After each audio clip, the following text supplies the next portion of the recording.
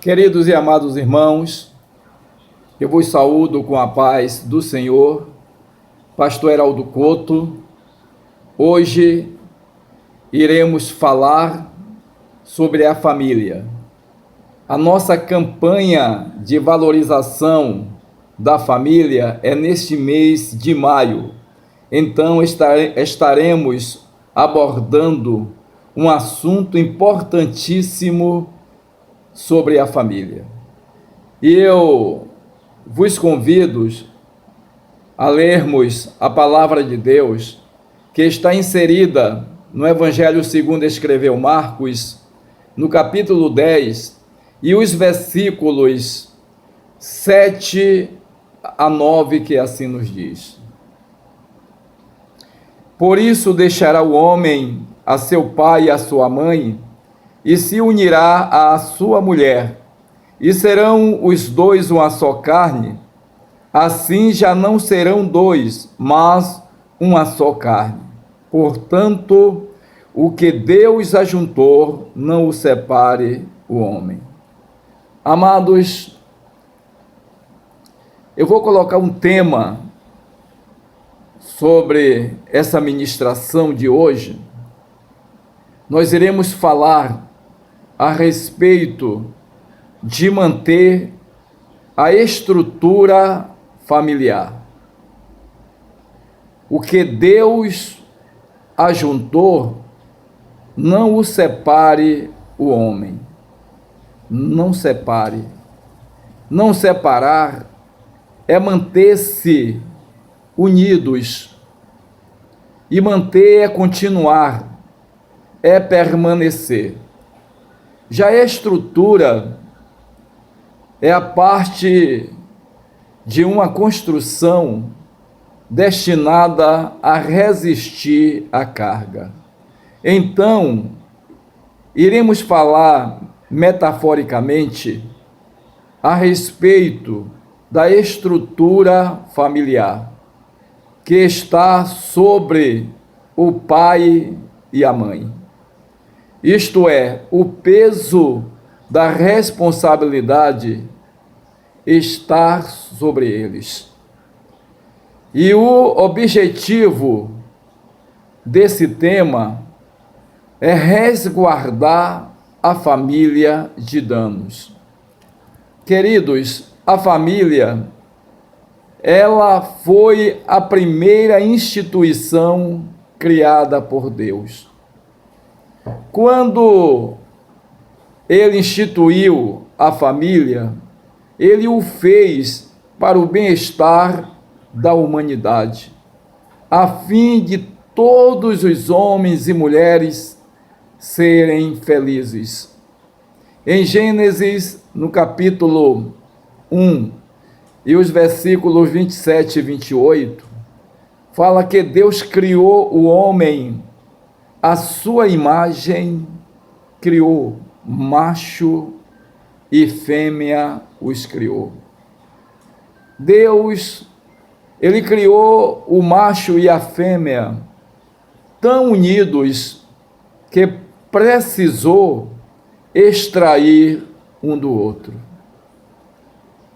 Amados, o Senhor criou o homem dizendo: não é bom que o homem esteja só. A família foi criada para durar até que a morte o separe.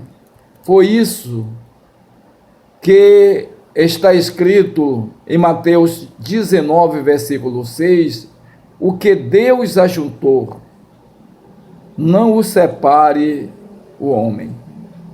A união da família deixou o nosso adversário indignado, e ele passa a usar os seus objetivos, que são matar, roubar e destruir. O maior objetivo dele é destruir a família, porque ele sabe que para causar um mal maior, é preciso atingir a estrutura da família. O que eu pergunto, o que se faz para demolir um prédio com rapidez? Fazer a implosão. E as dinamites, elas são colocadas nas estruturas. Assim, quando o pai e a mãe são atingidos, a família é destruída. Para estruturar a família, meus queridos, não é coisa tão fácil como pensamos. É difícil. Não se consegue no namoro, na lua de mel. É um processo delicado. Depende de paciência. Depende de dedicação e consciência. Eu vou fazer uma pergunta. O que é que prejudica a edificação da família? Alguns fatores têm prejudicado muitas famílias. Eu vou citar aqui alguns deles, como a predominância do individualismo no seio da família. A família é união, são dois, uma só carne. Por isso Paulo falou aos Efésios, no capítulo 2, versículo 4, dizendo: não atente cada um para o que é propriamente seu, mas cada qual também para o que é dos outros. Outra coisa que tem prejudicado é quando a verdade não é um fator predominante no lar. É preciso que os cônjuges falem a verdade um com o outro. Porque a Bíblia diz: antes segui a verdade em caridade. Olha, amados, é melhor uma verdade que dói do que uma mentira que produz falso alívio. O outro fator que tem prejudicado a família é quando os erros transformam em armas para ferir o outro. Às vezes, erros do tempo de namoro. Muito tempo, a pessoa muitas vezes está casada há 5, 10 ou mais anos. E muitas vezes, o que se ouve entre alguns casais é erros e muitos aborrecimento, falta de perdão, falta de reconciliação. O pedido de perdão com sinceridade. Mas muitas vezes alguns trazem à memória, demonstrando que não perdoaram. Perdão é apagar o erro, é jogar no mar do esquecimento, entre aspas. Em Provérbios 17, versículo 9, diz que o que renova a questão separa os maiores amigos. Olha, outra coisa que tem prejudicado são as mágoas. Quando as mágoas e ressentimentos são fontes de contendas. Aí Salomão diz em Provérbios 17 que 6 coisas aborrecem ao Senhor, e a 7ª a sua alma abomina. Sabe qual é a 7ª? O que semeia contenda entre irmãos. Imaginem, se semear contenda entre irmãos, já não é bom, já não é correto. Imagine entre os cônjuges. Mas algo também tem prejudicado o relacionamento conjugal, é a falta de diálogo entre os cônjuges. É preciso que haja diálogo, conversas sinceras, conversas que declarem os seus sentimentos, mas sem ódios, sem raiva.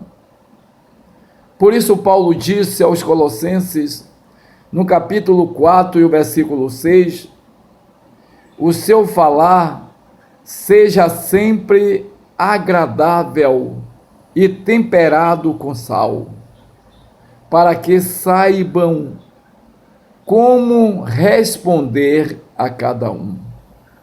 Então, é preciso ter cuidado com as conversas.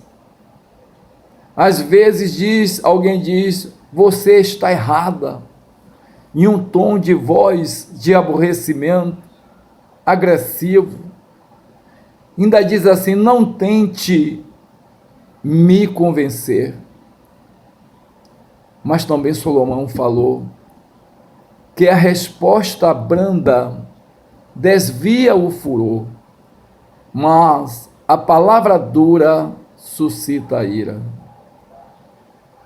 Outra coisa que tem prejudicado o relacionamento conjugal é a falta de tempo para os cônjuges.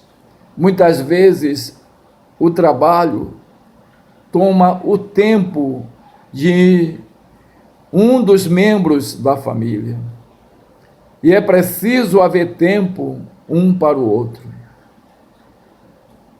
Em Provérbio 24, diz, prepara fora a tua obra e apronta-a no campo, e então edifica a tua casa. Graças a Deus. É preciso atentar que precisamos dar mais a atenção aos nossos cônjuges, aos filhos. Isto é de suma importância para cônjuges sábios que são orientados pela palavra de Deus e procuram fazer o que a Bíblia tem nos ensinado. Mas tem algo também que tem prejudicados, são quando as promessas não são cumpridas. É melhor, amados, não prometer do que prometer e não cumprir. É preciso atentar para isso. Se você não pode cumprir com as suas promessas, também não prometa nada. E é preciso também que haja concordância nas opiniões dos cônjuges. Às vezes a gente vê na palavra de Deus, na Bíblia Sagrada, algo que a gente não aceita, mas foi escrito para que possamos ter conhecimento a respeito de uma família, de um homem de Deus, como Isaac e Rebeca. E a Bíblia diz que Isaac amava Esaú e Rebeca amava Jacó. Ora, amados, os pais não devem ter preferência por filhos, deve amá-los de igual maneira. Mas eu pergunto, o que causa danos à estrutura familiar? Quando esses problemas surgem, aí surgem também a falta de afeição, a falta de espiritualidade, a falta de tantas coisas que traz consequências drásticas para a família. É preciso atentar para a palavra de Deus, viver em espírito como manda o Senhor. Mas muitos estão em crise espiritual. Há pouca importância dada à palavra de Deus, aos cultos, à oração e à vida espiritual. Às vezes alguns vão para a igreja, mas não vão com um objetivo de adorar a Deus, de aprender com Ele e de colocar em prática. Porque muitos estão, talvez, com crise moral, que é a falta de padrões morais na família, falta de respeito entre os cônjuges e os filhos. Olha, amado, o que era feio não é mais. O que era vergonhoso também não é mais. Mas em Juízes, no capítulo 2, o versículo 10, assim nos diz: outra geração se levantou que não conhecia o Senhor. É preciso que haja respeito entre os cônjuges. Você, às vezes, o esposo ou a esposa trocam palavras que desagradam, que trazem tristezas a um dos cônjuges. Imagine um deles dizer: você está gorda, você está velha, você mudou muito, você está feia. Essas coisas trazem tristezas, trazem aborrecimento. E o despreparo, muitos casam-se sem estarem preparados para serem maridos e mulher. Por isso que aqui nós ministramos um curso antes do casamento, e isto é de suma importância para o casal. Outra coisa que tem prejudicado a vida conjugal é casamento precoce, falta de maturidade, falta de maturação, não saber conduzir as crises e desafios de uma família. Então é preciso que haja maturidade e maturação. Isso é de suma importância. O mau uso dos meios de comunicação também tem prejudicado muito. A televisão, a internet e outros meios. A TV, por exemplo, chega a manipular as opiniões. Muitas vezes as pessoas passam a pensar da forma como a TV lhes influenciam. Influenciam no modo até de vestir. Mas o que a TV mostra passa para muito, não são todos, uma moda. E muitas vezes maneiras de vestir que não cabe a um verdadeiro servo e serva de Deus. Por isso que a Bíblia diz lá em Gênesis 35:2, mudai as vossas vestes, mas muitos se deixam levar pelas propagandas de TV e passam a fazer o mesmo, e outros são influenciados pelo vocabulário. As pessoas passam a falar o que a TV determina que falem. Mas a Bíblia diz: não saia da vossa boca nenhuma palavra torpe. Não. disse mais a respeito da influência do convívio familiar. O modelo de algumas famílias, queridos e amados irmãos, é o que é visto nas novelas, onde não existem respeito e fidelidade entre os cônjuges e nem entre os filhos para com os pais. Os valores, eles são invertidos. Hoje estamos vendo isto. O que é certo passa a ser errado, e o que é errado passa a ser certo.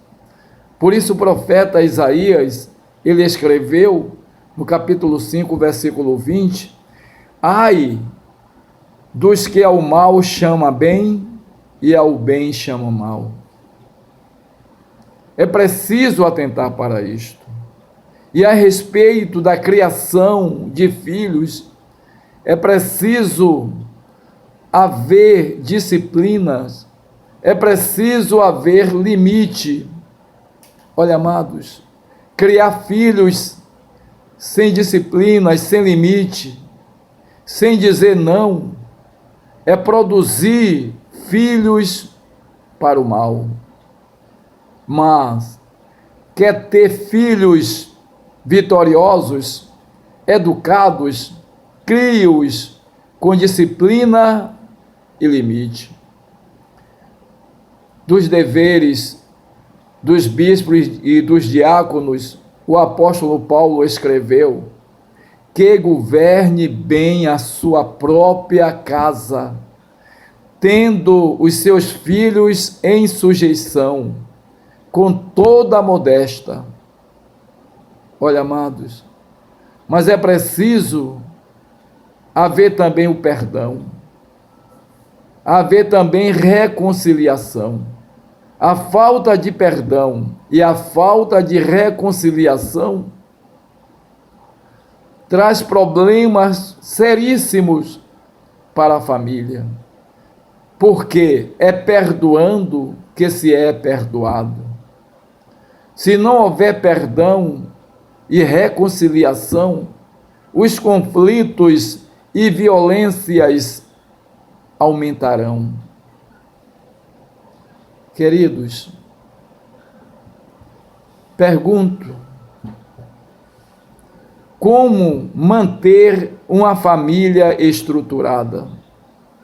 Como manter ou estruturar a comunhão com Deus, reconciliando com cônjuges e filhos, acabar com os ressentimentos e contendas, se é que existem. Também, amados, é preciso administrar melhor o tempo. Os cônjuges precisam de tempo para dedicar à família. Em Eclesiastes, capítulo 3, versículo 1, diz: tudo tem o seu tempo determinado, e há tempo para todo propósito debaixo da terra. É preciso também criar um ambiente de paz, porque a Bíblia diz: segui a paz com todos e a santificação, sem a qual ninguém verá o Senhor. Paz. É preciso ser exemplo para os filhos.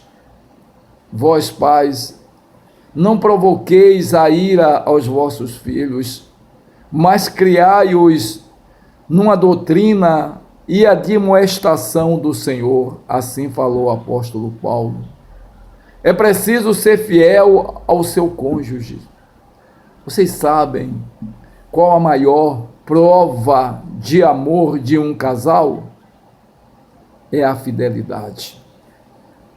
Quando o casal é fiel um ao outro, tudo vai bem.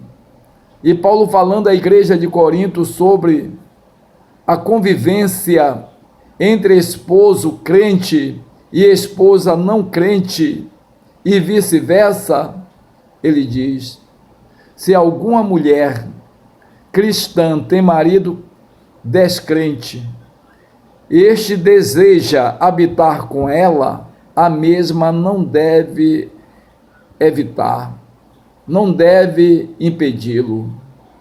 Cabe à esposa santificar o seu marido, trazê-lo para o bem mais próximo do reino de Deus. É necessário que o esposo, que a esposa cristã se inspirem no que ensina a palavra de Deus. Que Deus em Cristo vos abençoe, que o Senhor vos guarde. Nós vamos orar agora pelas famílias, para que Deus continue abençoando, guardando e livrando de todo mal. Amantíssimo Deus, meu Pai, aqui estamos nós em Tua presença. Viemos te pedir, Senhor, especialmente pelas famílias dos Teus servos e por todas as famílias constituídas na face da terra.